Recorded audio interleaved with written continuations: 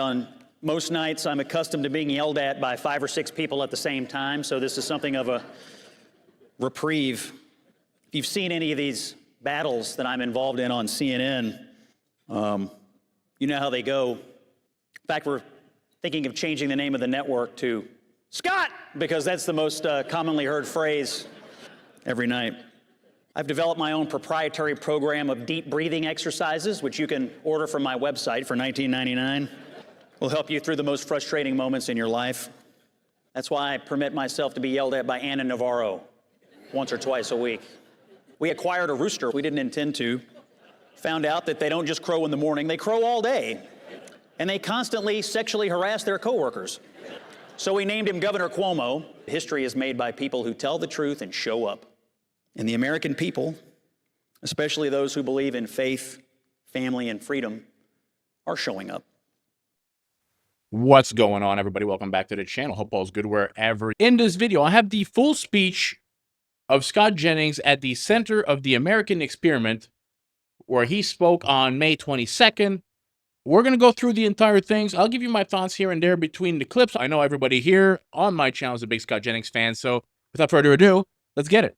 Thank you all for having me here in Minneapolis tonight. On most nights, I'm accustomed to being yelled at by 5 or 6 people at the same time, so this is something of a reprieve. If you've seen any of these battles that I'm involved in on CNN, you know how they go. In fact, we're thinking of changing the name of the network to Scott, because that's the most commonly heard phrase every night. It's a lot of fun, actually. Sometimes it's a lot of frustration. I've developed my own proprietary program of deep breathing exercises, which you can order from my website for $19.99. Will help you through the most frustrating moments in your life.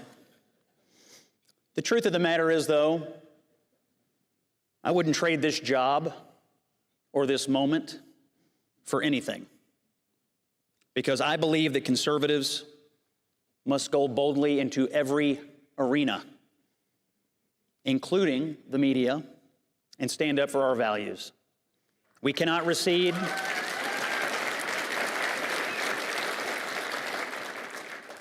We cannot recede. We cannot concede, not in politics, not in education, not in culture, and certainly not in the media. We have to show up, we have to speak clearly, and we have to defend what we know to be true, even when the room isn't full of applause. So that's why I stay.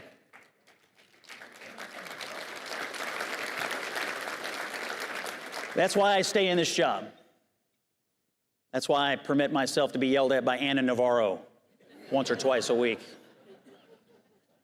That's why I'm proud to be here with all of you, because everybody in this room believes in that same kind of courage. So thank you for what you do. It's an honor to be with you at this dinner. The Center of the American Experiment is an institution that punches far above its weight in the battle for our future. Here in Minnesota and across the country, this organization is a powerhouse for common sense policy, serious research, and unapologetic American values. Whether it's defending economic freedom, advocating for safe streets, quality education, standing up for law enforcement, traditional institutions, fighting for political power in the state legislature, this center is leading the charge on issues that matter to everyday Americans. The value of a group like this is rooted in truth and outcomes. So it's refreshing to see a think tank that's committed to facts, results, and sanity. This center is one of the few places in America where public policy hasn't been completely replaced by public performance art. So congratulations on your recent victories in the legislature.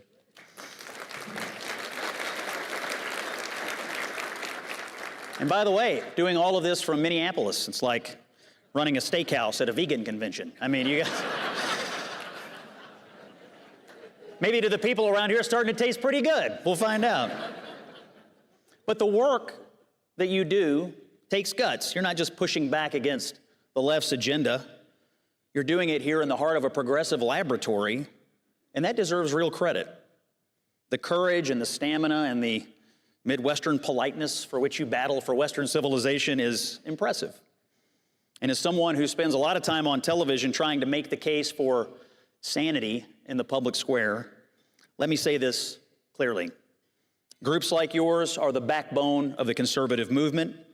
You shape the debate, you hold the line, and tonight it is my privilege to be here just to say thank you for the work you do, for the truth that you tell, and for the inspiration to the rest of us who are all doing our part to fight for and defend Western civilization. Thank you all very much.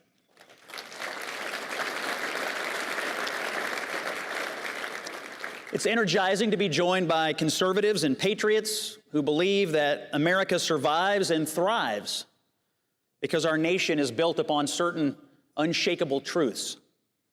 Truths like the right to speak freely, the beauty and sanctity of life, the blessings of family, and the societal strength that flows from it, and the duty to protect civilization from those who would tear it down. My wife and I have a big family back in Kentucky. 4 boys, 15, 11, 9, and 7. My oldest turns 16 next week. God help any of you if you're driving through Kentucky in the next 6 months. It's a wild household with the kids, so we decided to also add 35 chickens, 3 dogs, and a bearded dragon. A lot going on in the Jennings household. The chicken farming's actually been a real joy. We started with 6, now we have 35. Chicken math, if any of you are into this hobby. We accidentally acquired a rooster once. We didn't intend to. Found out that they don't just crow in the morning, they crow all day. And they constantly sexually harass their coworkers. So we named him Governor Cuomo, and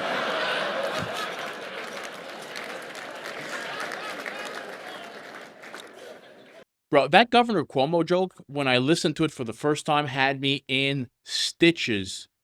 I mean, it's fairly accurate. Hate to stop it here, but at the same time, if you don't mind just smashing that thumbs up button for your boy. And also, if it's not your first time here and you're not yet subscribed, maybe this could be the video to earn your subscription. Let's get back to our boy, Scott. he didn't last long. We traded him to another farm, so he's gone now. But we're raising a family back in Kentucky in a world where the nuclear family is under assault, where so many of our values, the underpinnings of our culture and civilization, are being attacked on so many fronts. So when I look at my boys and I think about their futures, I want them to grow up not just in a rich country. I want them to grow up in a good country that believes in the truth, that protects free speech, that celebrates family, and that defends life, born and unborn. A country that does not apologize for its faith, its history, or its heroes. So that's why I'm in the fight. That's why you're in the fight, I suspect. And it's why events like tonight's really matter. Because if we don't speak up, who will? If we don't defend the truth, who will?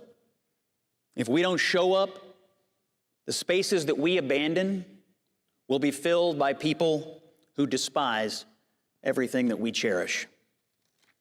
Tonight, I wanted to spend some time offering some observations on the state of our national political affairs, our political media, what it's like to be the black sheep of CNN. Gotta love the British tabloid media. They have the best headlines. It's been an interesting year for me, to say the least, and I have to give credit to my employer, CNN, which, for those of you who've never seen it, is a national news network that's been around since 1980. Previously, we aired wrestling matches. Well, actually, we still do that, so it's fine. But no, my employer saw the value last year in having one lonely person speak for half the country, or on most issues, 80% of the country. That's why Bill Maher did call me Lonely Scott last year during the conventions. I actually flew here this morning from Los Angeles because last night I was in LA to do Bill Maher's show.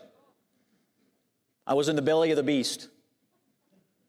I think if you watch the episode, you'll find that I was a dose of Pepto-Bismol for the real-time audience. But even though I'm often one man standing athwart a braying mob, I don't really feel lonely anymore, because over the last several months, an amazing online community has grown up around some of these debate moments that are going viral on CNN. People who haven't watched the network in years, or maybe never at all, are tuning in or seeing the clips in their social media feeds. I think at a minimum, what we're doing at 10 o'clock each night is making cable news interesting and watchable. We're making cable great again.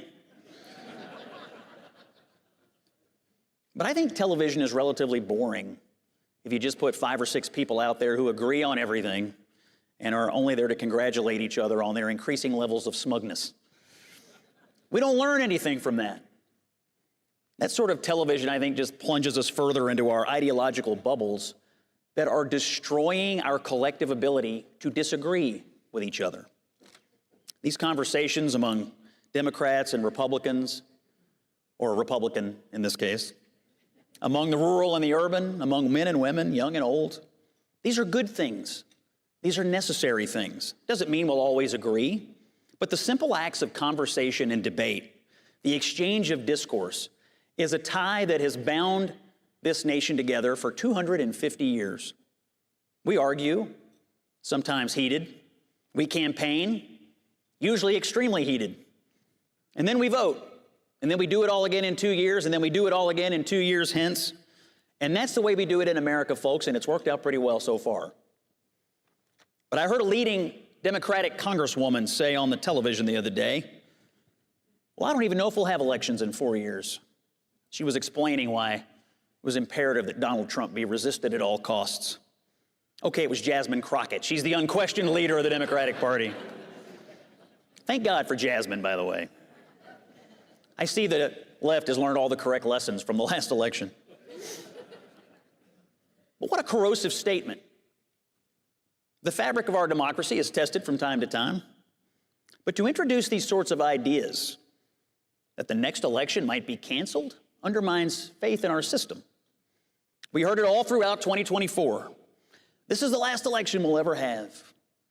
The sad part is that when you speak these things out loud and into existence, there are certain people out there who take them seriously. And that's not the only bad idea floating around. If I may take this opportunity to chastise the former director of the FBI for his post this week. The incitement of violence against this president or anyone in politics must be called out, and the people who do it must be held accountable, no matter what position you held in the government.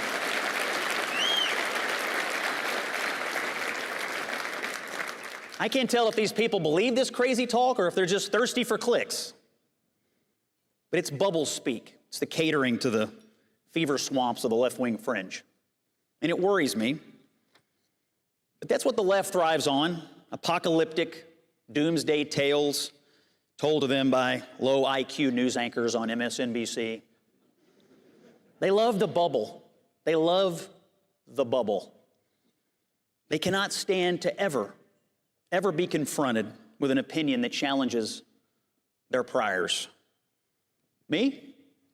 I prefer being in the arena to being in a bubble, because we learn more in the arena. We learn more about ourselves, and we learn more about our country. The events of the last few days have reinforced the need for conservative voices and counter-arguments on television. Look at what we have learned about the Biden presidency. Scratch that. Look at what the media and the Democrats have learned about the Biden presidency. Because I suspect everybody in here with eyes and ears already knew it. Couple of thoughts. He's 100% right when he says that. At the same time, they all knew, and that's why it's so infuriating for all of us, that the fact that a news company and a news anchor, somebody who should have been telling us this for 3 years ago, is now charging us money. Not us, I'm not buying that book. None of you guys are buying that book too, I know that. But to charge the American public money and say, you'll never guess what we found, buy the book, you'll see, of something that should have been on the news. It's infuriating. And now Jake Tapper doing this book tour on all the podcasts and news shows. I think he was trying to get some of the MAGA people to buy his book. He shows up on Megyn Kelly, and she just ripped him a new one. Good on her. A proper news journalist. I also want to say that he's right about the left and their rhetoric. It can be dangerous. How many assassination attempts does Trump have to go through before they realize this? That they want the guy to get killed. They tried to put the man in jail. They tried to get him murdered. What else is next? People like Jasmine Crockett, she's crazy, and I'll be happy if she's the Democratic candidate in a few years because I would love her to debate J.D. Vance. Some of the stuff she says is just dangerous because there's enough lunatics on the left that believe this nonsense. Kind of like on the right, we listen to Trump and the left listen to Trump. We take him seriously, but not literally. We know he's going to say outlandish things. He's going to overshoot his target in order to walk that back a bit for negotiations, whereas the left, they don't take him seriously, but they take him literally. These people are mental. Let's get back to Scott. Sorry to go on here. The cover-up, the president's impairment, the smearing of Robert Hur, the special counsel who warned us that the president was in such mental decline, he could never be convicted in front of a jury because they would have seen him as a sympathetic, confused old man. The things that are coming out and being said are breathtaking. It is the biggest scandal in modern American political history, bar none. If I had a nickel for every time, if I had a nickel for every time I had heard an anchor or a fellow commentator use the phrase, the big lie, after the 2020 election, I'd be a rich man. But I wonder what they have to say for themselves now about the lies that we were told about Joe Biden. Oh, behind closed doors, he's fine. He's riding unicycles and juggling knives and doing trigonometry blindfolded. What would they say about the enormous conspiracy that was required to cover up this impairment? What would they say about the coordinated smear campaign against anyone who dared question it?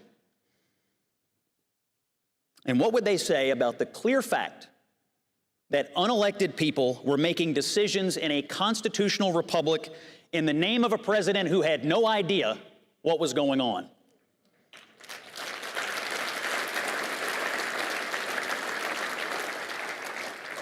Shame. Shame on every one of these people who inflicted the real big lie on America and the constitutional crisis upon the people of the United States. The absolute depravity and irresponsibility of all of this is breathtaking. In your lives, I'm sure many of you manage important things. Are you allowed to be so cavalier with your personal and professional responsibilities? Of course not. If you were that irresponsible, you'd probably be in jail. But as conservatives, we're held to a higher standard, aren't we? I wonder sometimes why the people on the left are so cavalier when it comes to managing our public discourse, or in this case, the very fabric of our constitutional republic.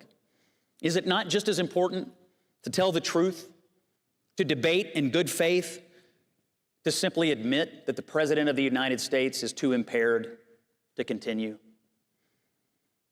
Political power flows from the people of the United States. But in this case, the case of the Biden cabal, power was dammed up and controlled by a small group of Democratic operatives, media enablers, and Joe Biden's closest relatives. Will there ever be accountability? You know, in the media, we tend to overlook this kind of gross irresponsibility, and we recirculate the same people who do it over and over again. And then we wonder why trust in media is falling and why viewership is falling even faster. I've been at this job at CNN now for a few years. I've seen a lot of people come and go. It is my fervent wish for us to do better as a media industry and as a political industry in general. Just do better. Make a better product. Don't crush dissenting viewpoints. Reward honesty and integrity, and ensure that the entire country is represented at the table. instead of just a narrow few. Before I joined CNN in 2017, I had a fairly long career in politics. As was mentioned, I started with George W. Bush. That was my first paid campaign job. Before that, I licked envelopes for Mitch McConnell in 1996. I've been a personal friend and advisor to him for a long time. I served in the Bush 43 White House. I worked for Mitt Romney in 2012. I've consulted dozens of candidates across the country. Today, my work on CNN revolves around explaining Donald Trump to our audience and to my bewildered castmates. I'm just trying to bring some common sense and balance to the conversation that are often framed off the rails to begin with and would never find their way back if it weren't for my intervention. But it's been an unusual journey, and I've lived through 25 years of political upheaval and change, especially inside my own party. And I get asked often, how do you go from Bush to McConnell to Romney to being Donald Trump's favorite pundit? What is the ideology of the Republican Party? It's a good question because some things about the party are changing, but there is a through line that endures. It is more clear to me now than it has ever been. The Republican Party is simply the party of common sense.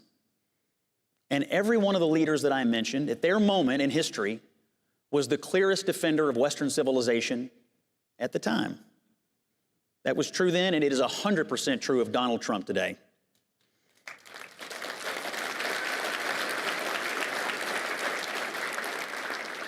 And if you want one more reason for good measure, it's that the Republican Party believes that the fundamental and irreplaceable right to free speech must be defended at all costs.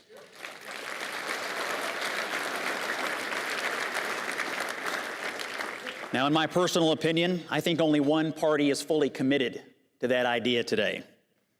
Not to say there aren't individual Democrats that I think are pro-America, pro-free speech, pro-Western civilization. I count among my better friends at CNN, David Axelrod and Van Jones. Good men, Democrats, but good men. We open our hearts and our ears to each other before we open our mouths, which is a good rule of punditry, by the way. Both Axe and Van understand the value of platforming voices from across the political spectrum and from different walks of life. They believe in debate, but I think that attitude is falling out of vogue. Let us not forget that this is a nation founded on political debate and political speech. Recall from your history classes the pamphlet wars and our debates over the Constitution, the Lincoln-Douglas debates, any of the passionate arguments that are made in your own state capitol. This is the essence of our political culture, the ability to debate and reason with one another and to achieve an outcome born of that exercise. It's funny that this guy, he works at CNN, and we all love Scott. The man's a legend. Could name two people that are Democrats that I would call, quote unquote, say normal, in his opinion. And there was a time, I remember growing up, I grew up in the Clinton era when I was a kid, and my family, who are very conservative, who voted Republican, had lots of friends that were Democrats and liberals, and they could disagree on almost everything, maybe not everything back then, but disagree on a lot of points politically, and still sit down together and share a beer and share a meal, and these were like good friends from a mother and father. We don't have that anymore, and I'll blame the left for that, because I can have a conversation politically with somebody, I can disagree with them on everything, and unless they're a very far progressive leftoid and they're mentally ill, I can share a meal and have a beer with anybody. My political views shape who I am. My upbringing shaped who I am. Your religious views will shape who you are, which is why the left on TV, they like to say, all the young people are all voting red. A lot of them are just voting Republican. We're the only ones having kids. Like, who do you think they're going to vote for? The left has people that don't want to have kids. They want to bring an immigrant to cure the childbirth issue. Sure, the younger generation has a little bit of common sense, but at the same time, most of their parents are freaking Republicans. The left has lost its mind. And in my opinion, unless they fix it and bring in completely new people, they're not going to recover from this disaster that they have on their hands anytime soon. Let's get back to it. But today, the culture of cancellation and the unwillingness of so many people to step outside of their ideological bubble to try to understand their fellow citizen endangers, I'm afraid, the American experiment. Today, I think the right and the left are headed in two very different directions. I'm afraid the left, here and abroad, has become a movement of censorship and illiberalism. They'll throw you in jail over in Europe if you post the wrong meme on Facebook. It's dangerous stuff. And in several European countries, opposition political leaders have been jailed by ruling governments. And lest you think that it cannot happen here, let me remind you that the oldest newspaper in America had its social media accounts shut down in October of 2020 for accurately reporting on the son of the likely next president of the United States. And that the Democratic Party spent a considerable amount of time and your money on trying to jail the current president of the United States, even as they were lying to you about the mental capacities of the sitting president of the United States at the time. I was on CNN this week with a Democratic political operative named Liz Smith. She worked for Pete Buttigieg. She's a well-known Democratic communicator, chattering head type. She admitted to me on television, we might have gone too far with the resistance. I said, what do you mean? Well, you know, we did charge him with 34 felonies. I said, are you admitting that the case against Donald Trump was nothing more than an attempt to upend the presidential election? She said, well, of course it was. It was a Democratic prosecutor.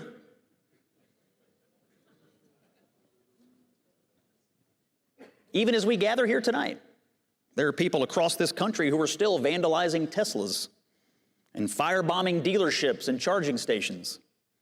I'm sure you've seen the videos.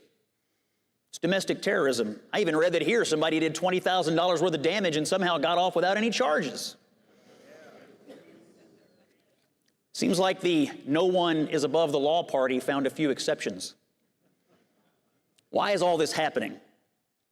Because a guy who makes a car and used to be a Democrat switched sides and supported Donald Trump and joined his administration. That's all. That's Elon's great sin. He made a political choice. He engaged in political speech. And now he and his workers and his customers are paying for it. Tim Walz, your governor,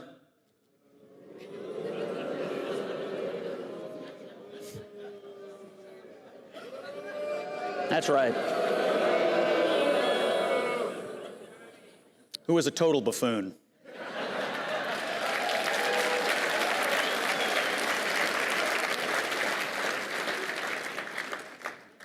I am so sorry for you people. My God. Tim Walz now pulls out his phone during his speeches and he says, I watched the Tesla stock ticker. Now, this is a man who said in the presidential campaign he'd never owned a stock or a mutual fund in his life. But now he has the Tesla stock ticker.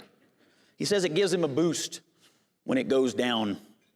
Now, this company has 80,000 American workers, and you guys own like 1.6 million shares of it. It's utter derangement. However, in better news, since Walz made the comment, Tesla stock is up about 50% in the last month.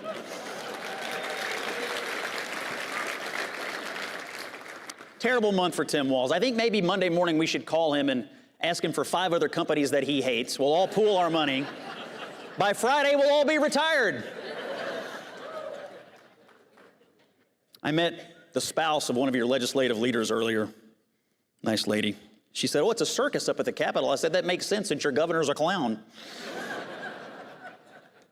There is not a person in American politics more in over their head than Tim Walz. He once explained during the campaign why he lied so much. He said, well, I'm just a knucklehead. I said, why does this man continue insulting knuckles this way? I don't understand. What did they ever do to you? Here's a quote from Tim Walz about Elon Musk. I'm not a vindictive person, but I take great pleasure in the fact that this guy's life is going to get very, very difficult. It is a dangerous combination, folks. Unbridled buffoonery combined with an extremely mean spirit. And more good news if you're someone like me that owns a crap load of Tesla stock today, May 28th, up 20%. It's going to go well over 400 by the end of the year. I'm bullish on Tesla. What he said about Tim Walz is correct. I mean, the pension fund of his state and the public workers have lots of Tesla stock.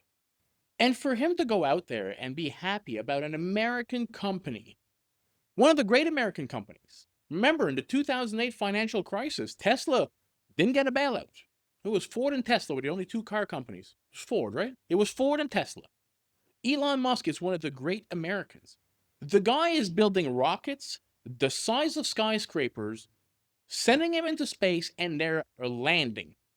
What has Tim Walz ever done? I do believe, firmly, I believe this. You know how we look at the memes of COVID and we see all the ridiculousness, and then at the bottom it says, this happened because it's so ridiculous? I think if you look back at videos in a decade from now of candidate Kamala Harris and VP option and VP candidate Tim Walz, and you're going to see them do speeches, and you're going to say, yeah, this happened. And people are going to, what the hell was wrong with the Democrats in 2024?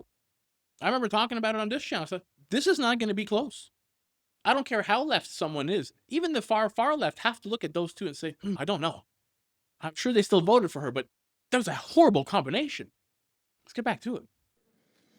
Now, the message that I take away from this kind of attitude is clear and unmistakable.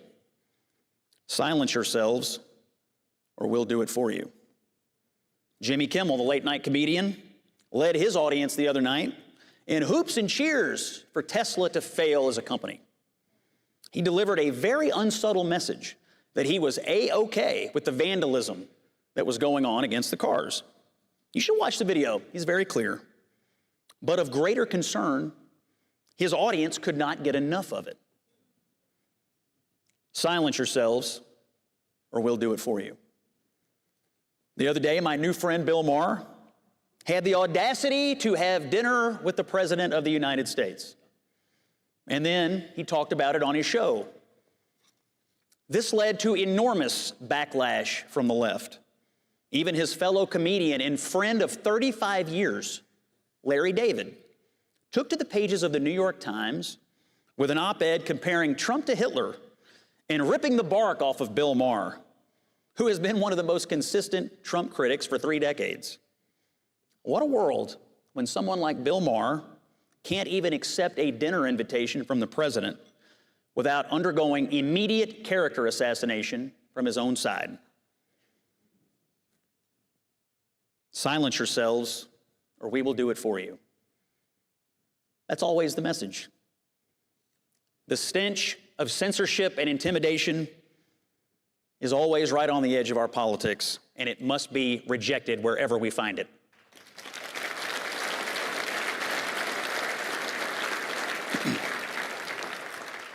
Let me talk about President Trump for a few minutes.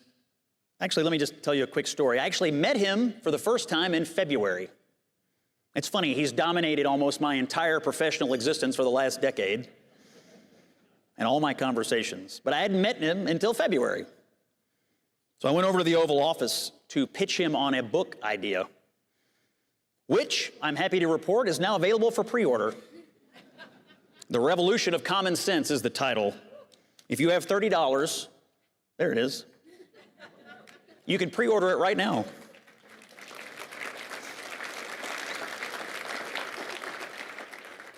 Why aren't you pulling out your phones? I don't understand. If Tim Walz can do it, you can do it. Pull out your phones.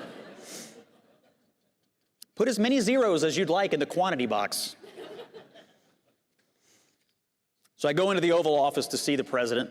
I hadn't been in there since 2008 when George W. Bush was in office, so open the door. Almost the entire cabinet is in there. I walk in and he looks up from the Resolute desk and he says, "You look terrific." I mean, you look good on TV, but in person, you look terrific. Have a seat. So I plopped down on the couch next to Scott Bessent, the Secretary of the Treasury. Does everybody here know Scott? He's like our best guy. Scott, tell Marco what you would do about the Panama Canal.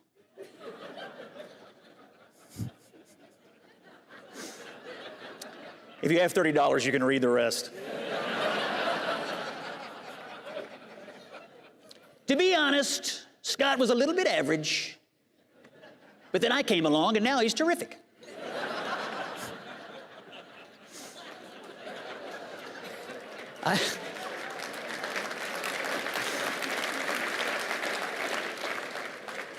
The whole time I was sitting there, I was thinking, I don't know who in the hell was running the country the last 4 years, but I sure as hell know who's running it right now. But I have to admit, I did not get it at first. My dad actually was the first person to tell me that Donald Trump would be the next president, way back in early 2015. My dad, the garbage man, the sometimes factory worker, the union Democrat, the old blue dog.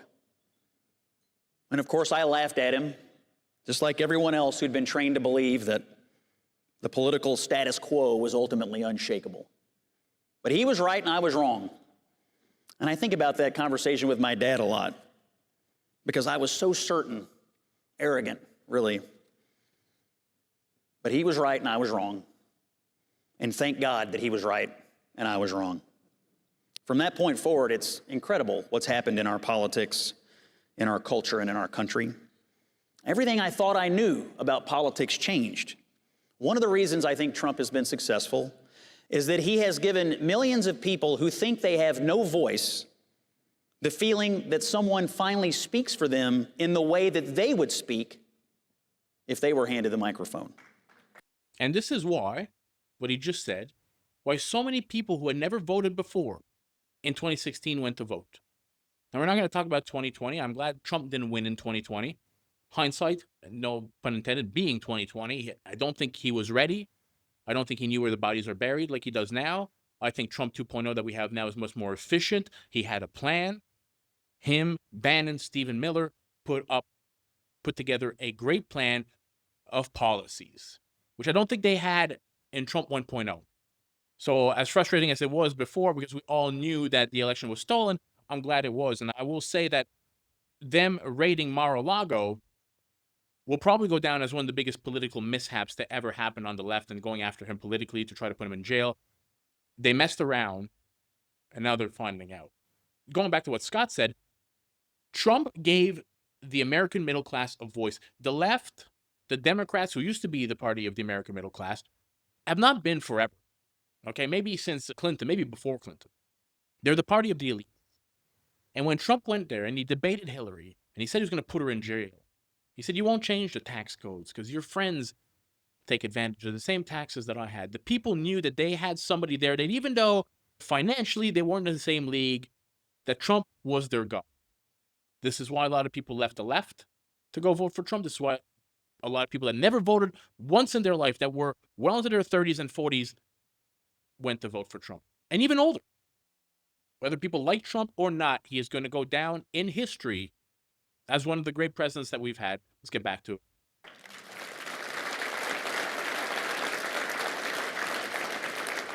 No longer do people expect their politicians to speak perfectly. They want their politicians to speak authentically. Trump's new coalition contains millions of people who aren't connected to either party. People who have no interest in being labeled Democrat or Republican, but a lot of interest in feeling like they're just supporting plain old common sense. I traveled with the president to Michigan aboard Air Force One on April 29th, his 100th day in office. I'm trying to finish this book. So he takes me to Michigan to observe the 100th day. At the rally that night in Macomb County, Michigan, he summed it up. The last 14 weeks is really just a restoration of common sense when you think about it. Whether you're right or left or whatever the hell you are, that's all it is. Just common sense. The crowd roared. And then he did the most unexpected thing. He called me up on the stage. We've got this guy. Where's Scott? Oh, this will be the end of Scott on CNN. Don't worry, Scott. If they fire you, we'll take care of you. I'm like 150 feet away from the stage, so I start jogging up there. And the whole time I'm thinking, I got to keep this short and keep it funny. So I said, people of Michigan, when we were flying in here, I was admiring all your farms. Maybe I'll get a farm in Michigan, because when you own as many libs as I do, you got to have a place to put them all. Trump, who is also, in addition to being president, the greatest stand-up comedian working today, approved of the joke and laughed and shook my hand and ushered me off the stage.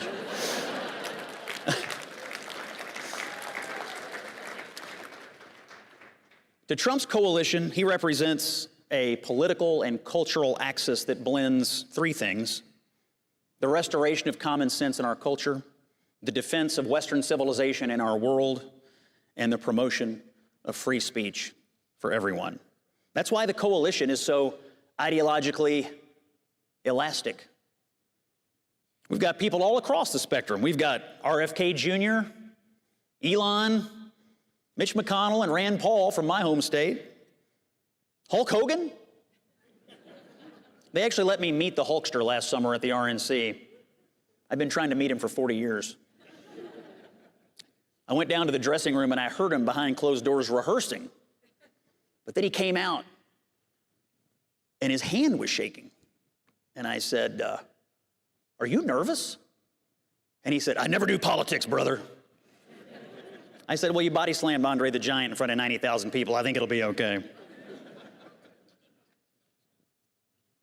This coalition is remarkable because it also includes record numbers of minority voters and young people, especially aged 18 to 21. They're the most conservative people in the country.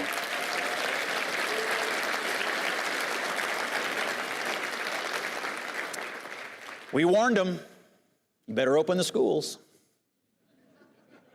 They wouldn't listen. Now the kids are pissed, they're conservative, and they're ready to fight.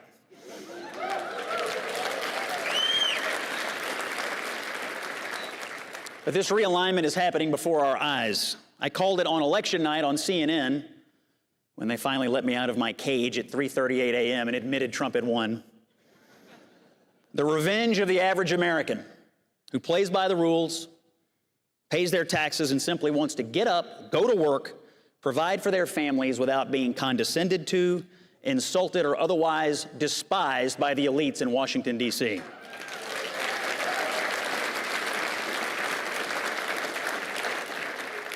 This realignment is coinciding with a crisis of institutions in this country. Most people don't trust most institutions right now, especially the media. Now, we can lament this crisis, many do, but the question is, does the media deserve it? For the last 25 years, we've seen the dramatic fall of the traditional mainstream media as a trusted source of information. It gives me no pleasure to report this. I work in it, after all. And I strongly believe in a free, trusted press that presents information fairly and clearly to the American people. But it's true, the mainstream media is struggling. Look at the latest Gallup poll. They asked these questions about who do you trust? In 2004, half the country, a little over half actually, had a fair amount or a great deal of trust in the media. Today, that number is just 31%. And 36% say they have literally no trust in it at all. None. More people have no trust than a great deal combined with a fair amount. So what's happened as a result? People are looking elsewhere for information. They are more willing, even eager than ever, to question what they are told by official sources. Elon Musk has adopted a new tagline for his X platform: "We are the media now." He's doing with information what Trump did to politics in 2016. They both found a market demand for something different, and they both met the moment. With Trump, it was a market demand for something more authentic in our politics, something to break us free from the elite speak and the pablum that had people fuming. Trump's campaign in 2016 was the beginning of a war on political pablum. And his comeback in 2024 was the final battle against the political information distribution complex that has dictated the narratives of our political coverage for too long. Think about what you were told in October. Well, if you've ever stepped foot in Madison Square Garden and you're voting for Donald Trump, you're a Nazi. Sorry. How'd that sit out here in Minnesota? Well, you know, a comedian spoke at a rally 3 hours before Donald Trump, and he told a joke about Puerto Rico, and you know, Puerto Ricans are the most important voting bloc in Pennsylvania, so I guess Kamala Harris is going to win? Oh, the Oracle of Des Moines has a poll. Who remembers the famous poll? Looks like Harris has got it. I could go on, but the political information distribution complex was wrong, wrong, wrong, wrong. Why has the media fallen out of favor? Because in many cases, the narrative is more important than the truth. Was a comedian's poor joke really going to be more important to voters than, say, runaway inflation or an open border? No, of course not. But you were force-fed a narrative that it was. These same sort of conditions that made Trump's rise possible exist today for Elon, who's also a disruptor, as he remakes information distribution. He looks at all the places you can get news, and he says, if I offer something different, something real, and something more authentic and honest and transparent, I will win. Because it's the authenticity of truly free speech that is attracting audiences right now. The era of scripted puppets on TV and in politics is over. And I think the politicians and the media people who succeed in the future are going to be the ones who speak their own minds and not somebody else's. Trust in media and politics is low because we are scarred by years of feeling like we were lied to by people reading the scripts they were handed and sticking to prescribed narratives instead of the facts that we could see with our own eyes. COVID was the most illuminating period for this. Masks, 6 feet. If you're eating dinner and you stand up, that's okay, but if you're sitting down, or was it vice versa? I forget. Where did the virus come from? Questioning any of these things at the time was enough to get you exorcised from polite society. And we absolutely destroyed a generation of children when we closed the schools, and we kept them closed long after we knew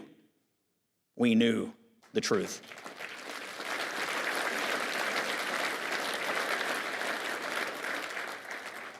And yet, we've not held a single person accountable yet. But the line that runs through all this, a lot of opinions held by average Americans turned out to be true, even as they were being told to sit down and shut up by the people who write the narratives. The more that people feel lied to, the more they will turn to news sources, especially those who are unafraid to courageously speak freely and question official narratives.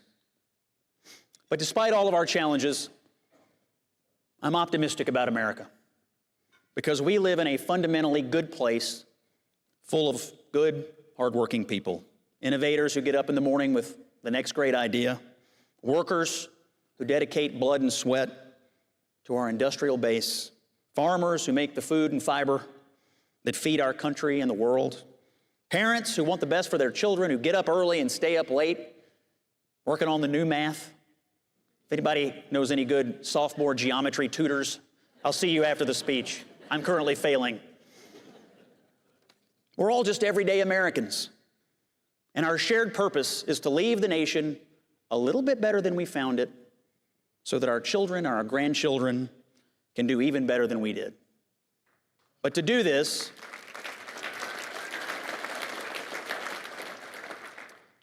we have to do what you're already doing, which is to fight for what matters.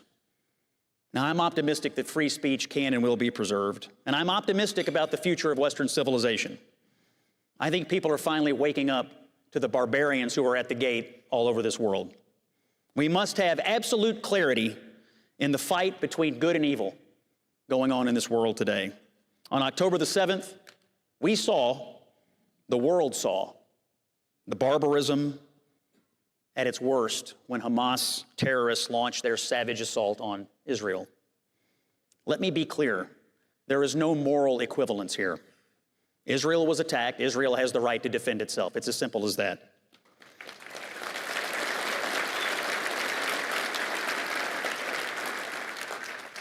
And it shocks me to this day that in the State of the Union address following that horrific day, Hamas propaganda made it into the president's speech. Shameful. But as Americans and as believers in freedom and dignity and civilization, we will stand unapologetically with Israel. And if you cannot tell the difference between civilization and savagery, between good and evil, well, we're truly lost. But I think America still knows the difference. And I believe the people in this room certainly know the difference. And as long as we all remember it, Western civilization will endure. Yep, I'm optimistic about America because no matter how dark the skies get, no matter how many times Tim Walz embarrasses you on national television, no matter how many times some junk pundit tells me I'm on the wrong side of history, the simple truth is that history is made by people who tell the truth and show up. And the American people, especially those who believe in faith, family, and freedom, are showing up. People like you, who fight for what is true, who fight for what is good, who are fighting for the future of Western civilization. Thank you, God bless you, and may God continue to bless the United States of America. Thank you all very much. It's true what Scott said there. We have not held a single person accountable yet. I don't think we will ever hold anybody accountable for that disaster. They knew it came from the lab. They lied to us. They knew the effects on people's health, and they lied to us. Hey, it turns out us unvaccinated, who were the problem for 2 years, the unvaccinated are the problem. Turns out we were right. Who would have guessed? At the same time, people were fired for this. Yeah, people lost years of their lives. Fireman, police officer. I've told this story on this channel. My brother was an airline pilot. He got fired. Wouldn't take the job. Turned out good for him. He went to work for FedEx Commercial, the delivery planes, the freight planes. Makes more money, was much happier, doesn't have to deal with pilots or woke idiots. But when that happened at the time, that was horrible. For so many people, businesses were closed. We were locked indoors for no reason. The cure that they thought they were giving us was worse than the problem. Nobody healthy died of this thing. All they did was probably give heart problems to healthy people. And look at Doge.